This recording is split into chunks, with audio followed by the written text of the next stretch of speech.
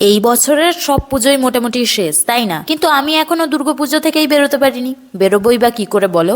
চারিদিকে কাশফুল এখন ফুটছে, আর কিনা 2 মাস আগেই পুজো শেষ। দেবী পক্ষের সূচনা হয়েছিল যদিও আমার জ্বর দিয়ে।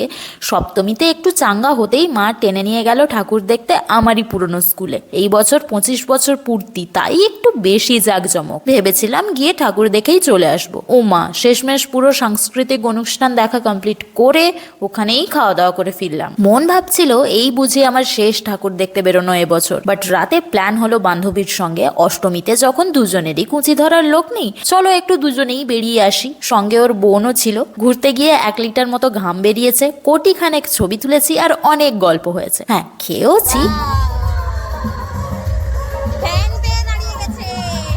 প্যান্ডেলে যেখানে ফ্যান চলবে সেখানে আমাদের খুঁজে পাওয়া যাবে। হ্যাঁ, পুজোটা যতটা খারাপ কাটবে ভেবেছিলাম ততটাও হচ্ছে না, ভালোই এগোচ্ছে।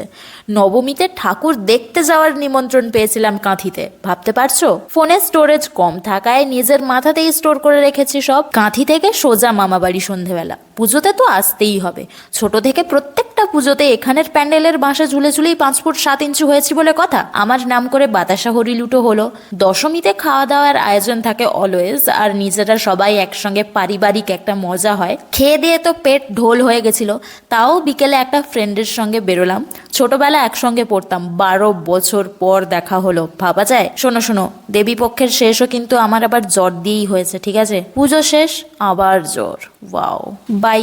That was my 2025 Durga Pujo summary.